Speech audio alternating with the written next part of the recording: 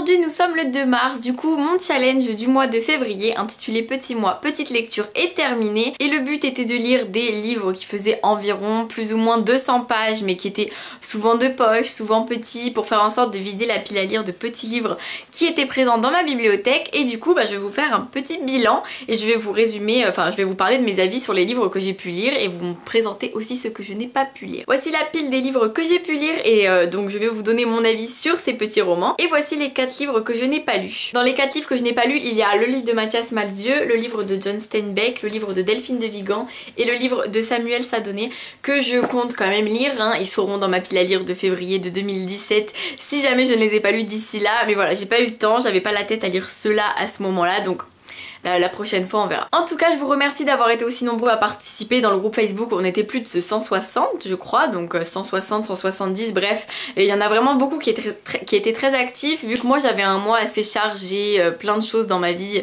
bref peu importe, qui font que j'étais un peu moins sur Facebook, un peu moins sur le groupe, donc c'est vrai que j'ai galéré à être active, mais tant pis. Mais en tout cas vous, j'ai vu que vous aviez pris plaisir, donc ça me fait vraiment plaisir. L'année prochaine n'hésitez pas à nous rejoindre une nouvelle fois, ça serait génial. En tout cas ce groupe voilà, il est perdu maintenant. Je referai peut-être un groupe Facebook cet été pour un challenge pile à lire de l'été qui sera peut-être, ça pourrait être amusant quoi. Allez, je passe à mes avis de lecture. En premier j'ai lu L'herbe bleue, journal intime d'une jeune droguée, donc un livre qui est anonyme, même si on a appris plus tard qu'en fait c'est une psychologue qui l'a écrit grâce au témoignage, au journal intime d'une de ses patientes et aux témoignages réunis de d'autres patientes. Donc voilà, elle a un peu tout regroupé pour faire ce journal justement.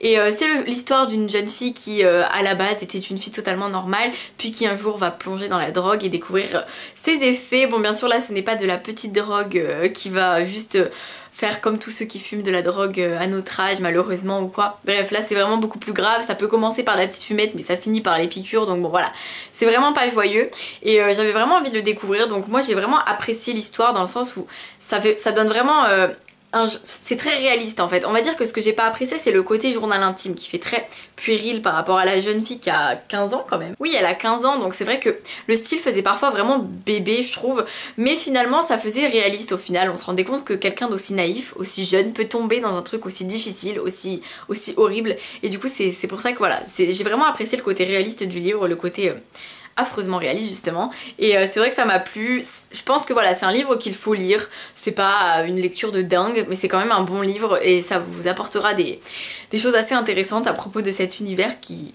j'espère vous est inconnu. J'ai ensuite lu L'enfant qui se laissait mourir de Ottilie Bailey, publié aux éditions J'ai lu, qui est l'histoire d'une jeune fille qui va sombrer dans l'anorexie. Et en fait on va mettre assez de temps avant de rentrer sur ce sujet principal. Donc le livre est court hein, bien sûr, je dis assez de temps, il fait 120 pages, mais je veux dire c'est vrai que dans un livre de 120 pages on s'attend à ce que ça soit dès le début pour que ça se concentre vraiment sur l'anorexie. Et là ça a été vraiment au fur et à mesure, on va découvrir les raisons pour lesquelles cette jeune fille va plonger dans l'anorexie et on va découvrir son combat en même temps. Et en fait ce livre est très spécial. Quand je l'ai commencé j'étais totalement perdue, je me disais mais c'est quoi ce style, des phrases très courtes, ça faisait des phrases très piquées, comme quand on lit des textes et qu'on étudie et qu'on dit oh voilà une sticomiti, bah là c'était des sticomitis de partout. Mais du coup c'est vrai qu'au début c'est gênant et finalement après on est vraiment dans l'histoire parce que c'est très court, donc du coup c'est vrai qu'on n'a pas le temps de se dire bah je suis pas à fond dedans. Là quand même on est dedans parce que c'est quand même un sujet qui est grave et j'ai trouvé que c'était vraiment bien abordé et j'ai adoré l'histoire jusqu'à la fin en fait. Vraiment j'ai trouvé que c'était très beau et j'en ressors vraiment ravie d'avoir découvert ce style spécial. Et je pense que voilà, pour changer parfois de lecture ça peut vraiment être plaisant d'avoir tout un univers différent avec une écriture différente et tout, et c'était vraiment sympa. J'ai lu enfin Je danse toujours de Timothée de Fombelle, publié aux éditions Actes Sud, qui est un très petit livre hein. Il fait 30 pages je crois, oui 38 pages à peine, et en fait c'est une sorte, en fait c'est un texte de pièce de théâtre qui a été remanié pour pouvoir faire un livre du coup, et du coup j'ai enfin pu le découvrir et c'est vrai que ça va très vite et c'est l'histoire d'une femme qui attend quelqu'un comme chaque jour, et cette fois-ci elle ne va pas venir mais elle ne va pas se résoudre à abandonner. Je ne vous explique pas le contexte, je vous laisse vraiment découvrir. Si vous aimez Timothée de Fombelle vous allez le lire. Après si vous n'aimez vraiment pas, que vous ne connaissez pas Timothée de Fombelle, c'est vraiment pas le livre que je vais vous conseiller en premier, tout simplement parce que ça va vous désorienter. Je pense qu'il faut connaître son style avant de se lancer dedans, et du coup c'est vrai que moi qui suis fan de son écriture j'ai trouvé que c'était un super beau petit livre, mais je pense que c'est pas le livre à commencer quand on a l'habitude de lire du jeunesse young adulte. Vaut mieux commencer par les fabuleux Toby Lollness ou Van Gogh, voilà quoi. J'ai lu Le Sabotage amoureux d'Amélie Nothomb, publié aux éditions Le Livre de Poche. Je l'ai lu en fait, je sais pas si vous m'avez suivi sur les réseaux sociaux, mais sur Instagram en tout cas, je l'ai lu et je l'ai mis en pause parce que c'est vrai que ce genre de lecture, quand on n'est pas totalement en forme ou quoi, c'est pas trop... On n'arrive pas à se concentrer. Le style d'Amélie Nothomb, c'est à lire je pense quand on a besoin de... Enfin, quand on a envie d'avoir un style spécial, mais du coup faut suivre. C'est vrai que j'étais dans un moment où j'avais pas trop envie de me compliquer on va dire avec une écriture un peu spéciale, etc. Donc du coup je me suis dit bon, je le mets en pause, je le reprendrai quand je serai plus à tête reposée. Pas parce que ça me plaisait pas, mais parce que voilà, c'était compliqué. Et du coup c'est l'histoire d'un pays communiste qui est la Chine, mais surtout c'est l'histoire d'une petite fille qui vit dedans. Et en fait, comment vous expliquer ce livre? Cette fille, elle vit dans un pays qui est déjà en quelque sorte en guerre avec d'autres, en guerre avec lui-même, et en même temps là où elle vit dans cette sorte de ghetto, et bien il va y aussi y avoir une guerre entre tous les enfants de chaque parent qui sont parfois d'origine différente, et ils constituent comme des équipes, mais c'est vraiment une guerre quoi. Ils sont à fond les enfants. C'est une histoire d'amour aussi qui va s'élever entre cette petite fille et un autre personnage, et j'ai trouvé ça très beau parce que c'était une petite fille de 7 ans, et je sais pas, j'ai trouvé ça vraiment beau. J'aime beaucoup les livres d'Amélie Nothomb parce que elle nous met des personnages comme dans Métaphysique des tubes qui ont 3 ans, qui comprennent totalement toute la vie, et je trouve ça génial parce que ça change. Et voilà, on a l'impression de lire un livre avec des adultes parce que quelques réflexions sont vraiment très matures, et en même temps on se rend compte que ce n'est qu'une enfant. Du coup c'est vrai que c'était une agréable lecture. C'est pas mon préféré d'Amélie Nothomb, mais je m'en souviens bien quand même. J'ai lu le recueil de nouvelles de Carole Evan qui est Et si toutes les histoires commençaient par un café, qu'elle m'a gentiment envoyé, et donc dans le cadre de ce challenge justement, et du coup je me suis dit bah allez, je me lance parce que c'est vrai que les nouvelles ça fait toujours plaisir. Donc il y en a 8 et donc je l'ai lu, et c'est vrai que j'ai trouvé que voilà, c'était sympa au niveau des nouvelles, elles sont sympas, ça se lit tout seul quoi, c'est vraiment pour la détente, mais j'ai été quand même assez déçue parce que j'ai trouvé qu'au niveau du contenu des nouvelles, des histoires, j'avais l'impression que n'importe qui aurait pu le faire, et du coup ça m'a un peu dérangée de me dire que voilà, ça faisait écriture trop simple, et du coup c'est ça qui m'a dérangée on va dire. Donc c'est pas... voilà, c'est sympa à lire, c'est vraiment pour se détendre, ceux qui aiment le café, ça leur plaira certainement. Je suis une des seules à avoir un avis négatif sur ce livre, donc voilà, je pense que ça m'a pas plu à moi, mais ça plaît à d'autres.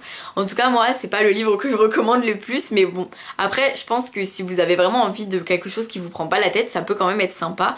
Et moi, j'ai pas accroché, mais vous pouvez quand même accrocher, j'en suis persuadée. J'ai lu le livre de poésie de Arthur Yasmine, qui est Les Clameurs de la Ronde, publié aux éditions Carnet d'Art.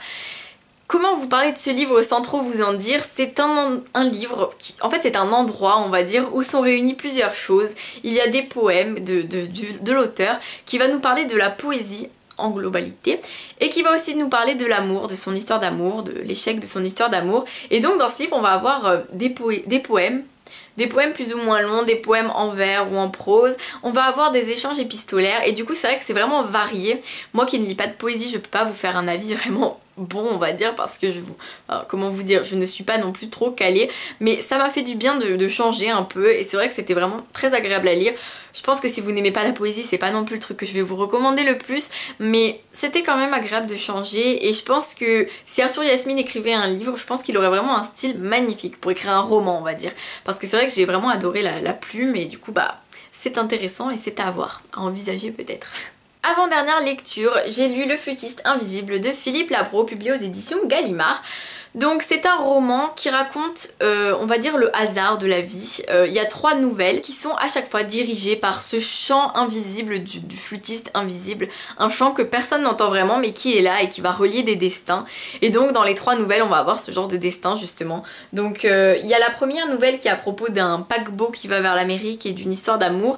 La deuxième nouvelle c'est par rapport à la guerre d'Algérie. Et la troisième nouvelle c'est par rapport à Auschwitz, ou du moins oui à Auschwitz. Donc c'est l'auteur qui raconte ses rencontres, qui raconte comment voilà, la vie peut basculer par des simples petits détails. Pour tout vous dire, j'ai été un petit peu déçue en fait. Je m'attendais à quelque chose de mieux écrit, de plus profond on va dire.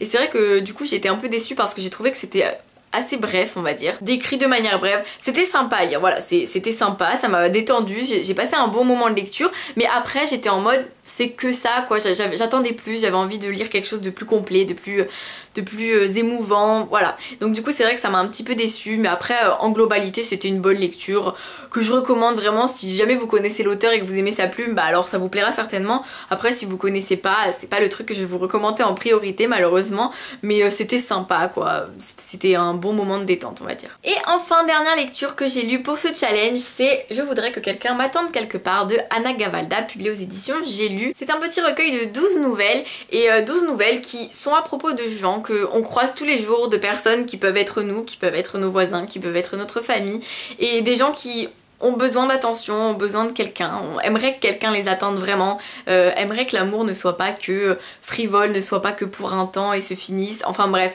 c'est une histoire je trouve qui raconte la vie, donc il y a certaines nouvelles qui m'ont plus plu que d'autres, mais c'est vrai qu'en globalité j'étais super contente de ma découverte parce que je ne connaissais pas Anna Gavalda, donc j'ai pu découvrir son style à travers ce recueil, qui est d'ailleurs le premier livre publié de sa plume, ce que je ne savais pas du tout, donc certainement qu'elle s'est améliorée depuis, mais rien qu'avec ce recueil on voit vraiment qu'elle a son propre style, ce qui rend des nouvelles assez simples, qui parfois font 3 pages. Ça rend ces nouvelles vraiment belles, vraiment joliment écrites, poétiques parfois et amusantes. J'ai vraiment trouvé que ça mélangeait plein de choses.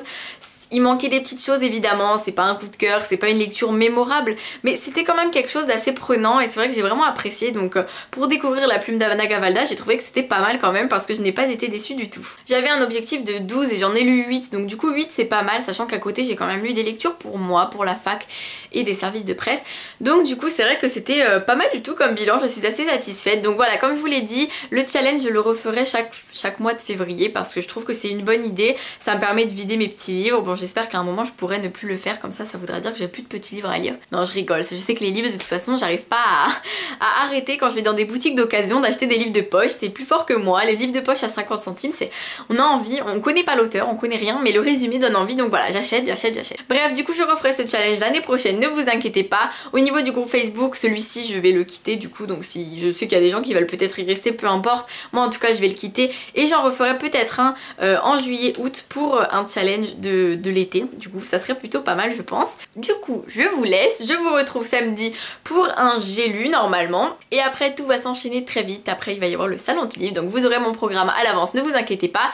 Et voilà, sachez que dans la prochaine vidéo il y aura un concours qui sera glissé quelque part, je ne vous en dis pas plus, ça montrera si vous avez vu cette vidéo jusqu'à la fin, mais du coup voilà il y aura un petit concours glissé dedans qui sera un petit peu incognito et bah c'est tout, c'est pour vous remercier d'être mes super abonnés et j'espère que le lot vous plaira. Voilà, je vous fais plein de bisous, je vous dis à très vite pour une nouvelle vidéo et je vous souhaite de belles lectures.